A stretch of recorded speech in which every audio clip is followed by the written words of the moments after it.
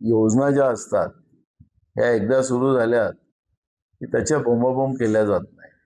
आमच्या काळामध्ये आम्ही संजय गांधी निराधार योजना सुरू केल्या होत्या. त्याच्यात महिलाही होते, पुरुषही होते, निराधार लोकही होते. तर काँग्रेसने असं काही आम्ही या हप्त्यात सोडतोय, त्या हप्त्यात सोडतोय असं प्रसिद्धी कधीच दिली नाही.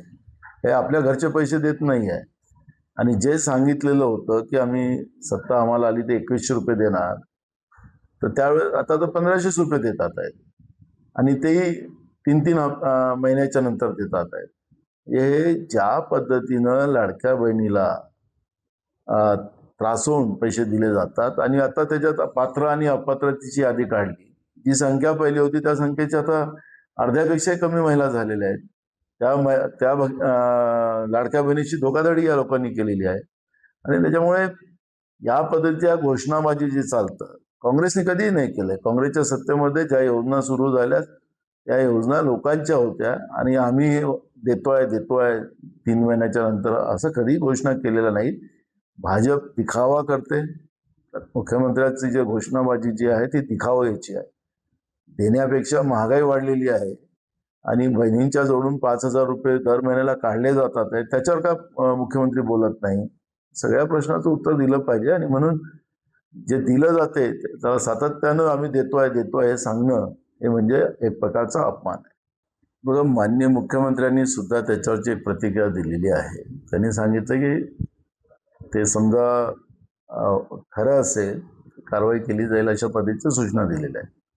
पण खरं तर महाराष्ट्राला जी कीड लागलेली आहे, बंधुबाबाची असेल या पद्धतीची कीड आहे, तर या सरकारमध्ये या पद्धतीची घटना होणं, कारण की हे स्वतःला हे सरकार आम्ही हिंदू धर्माचे पाईक आहोत, आम्ही या पद्धतीचं सत्यव्रतीपणा जे दाखवतात त्याच्यातलं कुठंच नाही. महाराष्ट्र कुठं नेऊन ठेवला आता हे विचारायची वेळ आलेली आहे.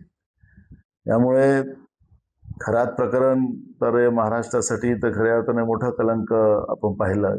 आणि त्या बंधुभावाबरोबर भाजपच्या आणि सत्तेमधल्या अनेक लोकांचा संबंध राहिलेला आहे. त्यामुळे मला असं वाटतं की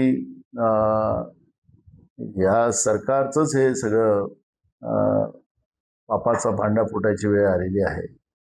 आणि या सगळ्या कारणामध्ये ज्या पद्धतीने राजकारण केलं जातं, कारण की खरात प्रकरणामध्ये आपण पाहिलं असेल की सरकारला माहिती होतं या पद्धतीचे अवैध धंदे तिथं चाललेले होते, तर त्यांचे पोलीस झोपले होते का फडणवीसांचे?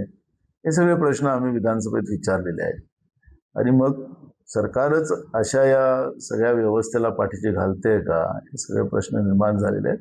आणि त्यामुळे मुख्यमंत्र्यांनी आज त्या ठिकाणी सांगितलेलं असल्यामुळे आम्ही त्या सगळ्या व्यवस्थेवर लक्ष ठेवून विधानसभेचं आणि विधान परिषदेचं आता जे अधिवेशन झालं आणि ते बजेट अधिवेशन झालं, त्या अधिवेशनामध्ये सरकारने जी मनमानी केली, महाराष्ट्राच्या लोकशाहीची जी ज्याचा मानबिंदू आमची विधानसभा होती, त्या विधानसभेमध्ये लोकशाहीचा दिवसाढवळ्या खून करण्याची पद्धत आपण या अधिवेशनामध्ये पाहिलेली आहे. आणि त्याचं मूळ कारण असं आहे की विरोधी पक्ष नेता नेमला गेला नाही. आणि विरोधी पक्ष नेता नेमला गेला नाही तर कामकाजचे जे हे असतं, त्या कामकाज त्यांना पाहिजे सरकारला त्या पद्धतीने त्यांनी घेतलं आणि दूरगामी परिणाम होईल असे कायदे राज्य सरकारने निर्माण केले.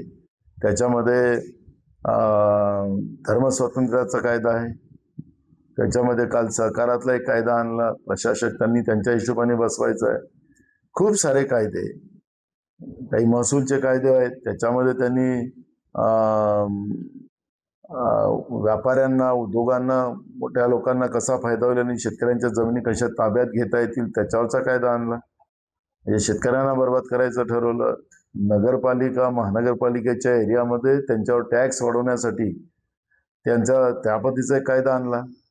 तर काय सर्वसामान्य जनतेला लुटायचे असे दूरगामी कायदे आणायचे आणि बहुमताच्या आधारावर हे कायदे पारित करून घ्यायचे. पण विरोधी पक्ष समजा असता सभागृहात, विधानसभेत आणि विधान परिषदेमध्ये, तर त्यांना कुठलाही कायदा आणायच्या पहिले सरकारला, विरोधी पक्षाच्या नेत्याला विचारावं लागतं आणि म्हणून ही जे सरकार आहे हे लोकशाहीला मानणारं नाही आणि म्हणून त्यांनी विरोधी पक्ष नेता केला नाही आणि मनमानी विधानसभेमध्ये करताना आपण पाहिलेली आहे, लोकशाहीची हत्या करताना पाहिलेलं आहे. आणि म्हणून संजय राऊतांनी जे बोलले की या सरकारला लोकशाही व्यवस्थाच पाहिजे नाही आणि त्यासाठी विरोधी पक्ष नेता नेमला नाही. जे मोठे डीलर आहेत त्यांना देणार आहे, पेट्रोल पंपवर देणार आहेत असं मी प्रश्न विचारला होता विधानसभेत. त्याच्या आधारावर अन्न नागरी पुरवठा मंत्र्यांनी उत्तर दिलं. हे रॉकेलचं तेल 80 रुपयाला पर लिटरला दिलं जाणार आहे अशा पद्धतीने त्यांनी सांगितलं. आता रॉकेलचं तेल कोणाला दिलं जाणार आहे? आता गॅस तर सगळ्यांच्या घरी आहे, सिलेंडर त्यांना देणार आहे. तर सिलेंडर ज्याच्या घरी असतं त्याला रॉकेल दिलं जात नाही. हे रॉकेल कोणासाठी आणलं जात आहे हे अजून स्पष्ट झालेलं नाही. त्यामुळे 86 रुपये लिटर जेव्हा हे रॉकेल दिलं जाईल त्याला कोणाला पात्र ठरवलं जाईल? कारण की सरकार भेदभाव करताना आपण पाहतो. शेतकऱ्यांच्या कर्जमाफीमध्ये पण पात्र जो असेल त्यालाच देणार. आता पात्र म्हणजे काय?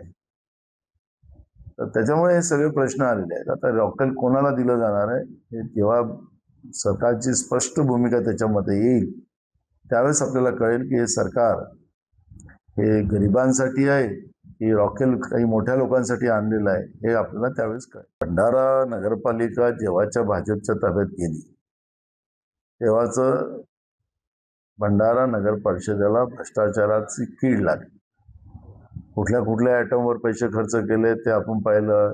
एक तिरंगा झेंडा उभा केला त्याच्यात पैसे खाल्ले, तिरंग्यातही पैसे खाल्ले.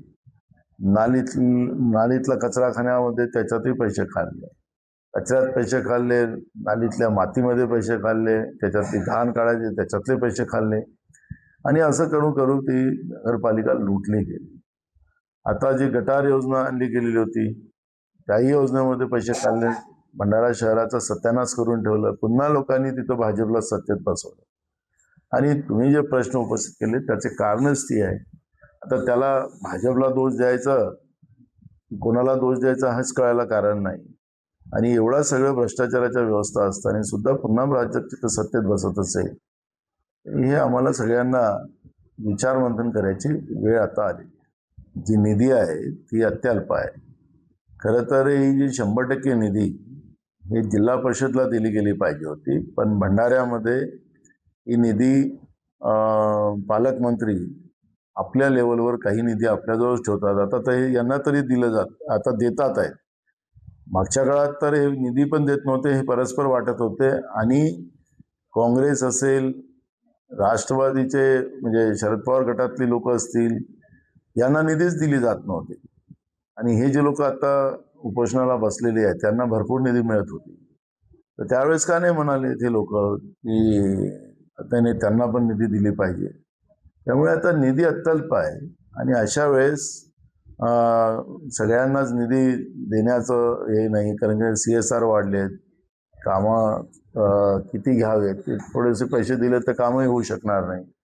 त्यामुळे आता निधी वाटपामध्ये जे काही झालेलं आहे ते जिल्ह्याच्या विकासासाठीच झालेलं आहे. पहिले याच्यापेक्षाही जास्त अत्याचार काँग्रेसच्या आणि शरद पवार गटाच्या जिल्हा परिषद सदस्यावर तर केलेलंच आहे. 1 पण पैसे दिले नाही. आता तर कसे तरी समान वागणूक देण्याचा प्रयत्न केला, काही लोक सुटले असतील त्याच्यात.